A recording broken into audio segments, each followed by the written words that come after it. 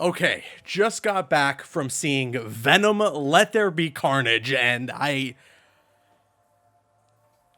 oh my god. Okay, we're going to talk about it. We're going to go all in depth on my thoughts on the film, and it's going to be completely non-spoilers for this video. Tomorrow, though, we're deep diving. We're going into the spoilers, and we're talking everything regarding this movie because there is a lot to talk about. Before I jump into my non-spoiler thoughts, though, wanted to ask you guys, of course, if at any point you enjoyed the video, if you could consider leaving a like rating on it, it would show your support, and I would really appreciate it. So if you enjoy the video at any point, leaving a like rating would be awesome. And also, if you're new here and you want to keep up to date on all things Venom or Marvel movies in general, well, I got you covered. I'll be reacting to trailers, giving you guys topic videos like this, and more movie reviews in the future. If that sounds good to you, hit that subscribe button and hit the notification bell to be immediately notified when a video goes live. Lastly, wanted to remind you guys that I am sponsored by G Fuel, and what better time to plug G Fuel? The Venom Let There Be Carnage flavors are available now. You can get your hands on the black ooze or the red ooze. Just head to that link in the description box below and use code Caboose at checkout if you grab anything from G Fuel. And with that being said,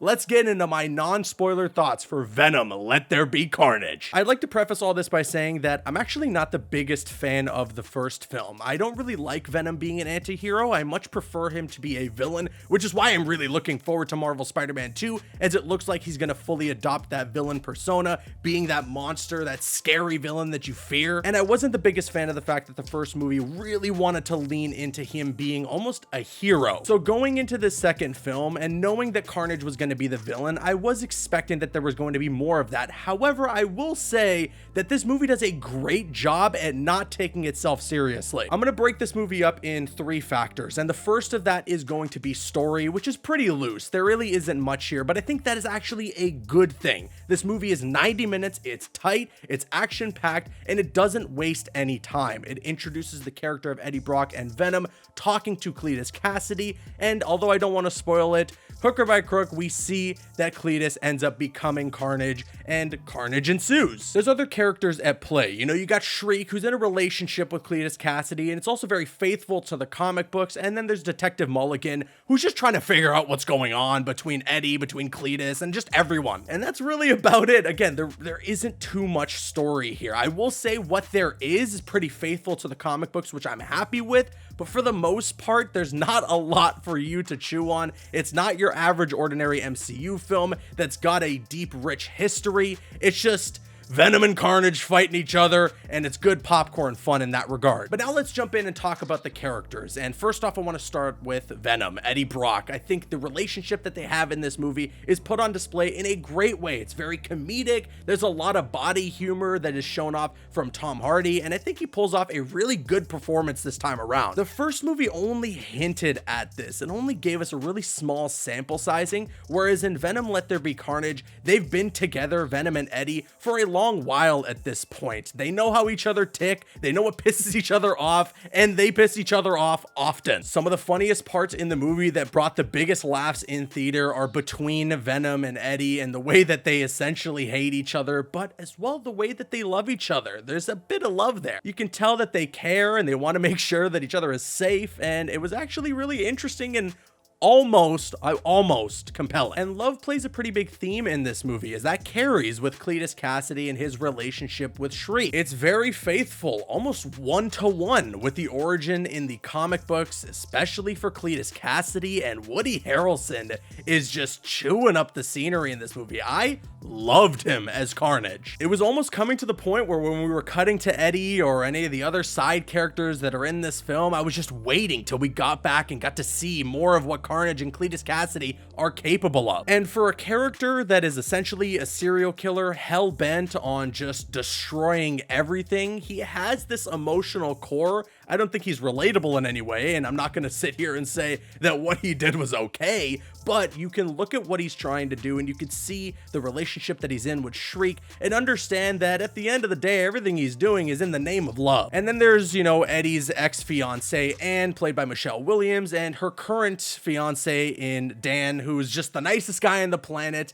and they're okay in the movie. I don't really care too much about their involvement. I could do with or without them, to be honest. That just about sums up the characters, but now let's get into the action, the carnage. This is what everyone is going to see this movie for, and I'll tell you what, if that's what you're going to see the movie for, if you don't care about getting a good story, if you don't care too much about the characters, if you just want to go see Venom Let There Be Carnage, to witness the carnage, to witness Venom facing off against Carnage, you're gonna get exactly that, and you're gonna get it in a really good way. Seeing Carnage on full display was amazing. I'm a huge fan of that character from the comic books and as well from the animated series, and I think they did a really good job with him here. There's just one thing that is holding this movie back, and it's the same thing that has held this movie back in the first film, and that's that R rating. I will say they pushed that PG-13 pretty much as far as you can go, and Carnage does some messed up things during the film, but you could just tell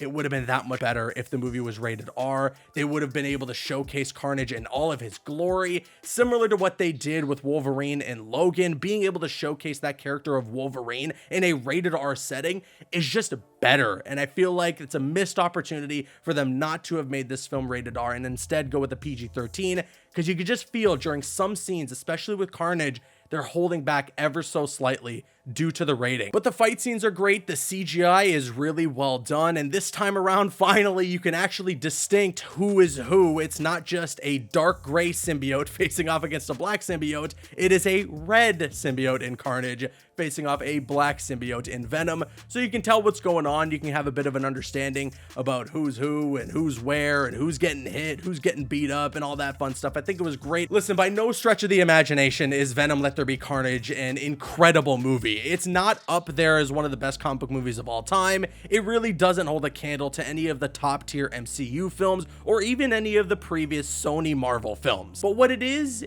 good fun. Shovel some popcorn into your face and have a good time for 90 minutes, a tight runtime that doesn't overstay its welcome. It's good action, decent characters, an okay story, and a post-credit scene that is insanity. If you're on the fence about going to see this movie, trust me, believe me when I say that the post-credit scene is worth every penny out of your pocket alone. If you don't enjoy anything that happens in the movie, I guarantee, I'll bet my bottom dollar, you're gonna love what happens during the post-credit scene. I don't want to spoil anything. I don't even want to hint at what happens, but you just have to trust me, and you have to stay for the credits. And with that being said, I think I'm gonna have to give Venom Let There Be Carnage a solid 7 out of 10. A good movie, not a great one, but also not a bad one. And that's coming from somebody who genuinely did not enjoy the first Venom film. This is a step in the right direction. I'm looking forward to seeing where Sony goes from here. And with that said, I now want to kick it to you guys. Let me know your thoughts in the comment section below. Have you had a chance to see Venom Let There Be Carnage yet? If so, sound off in the comments with what you thought about it. Please try to keep it non-spoiler.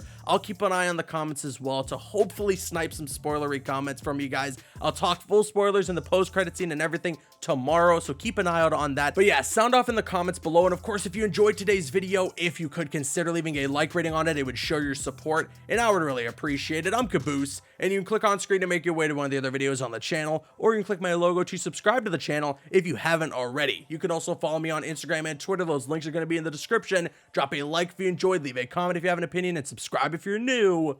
See you guys later.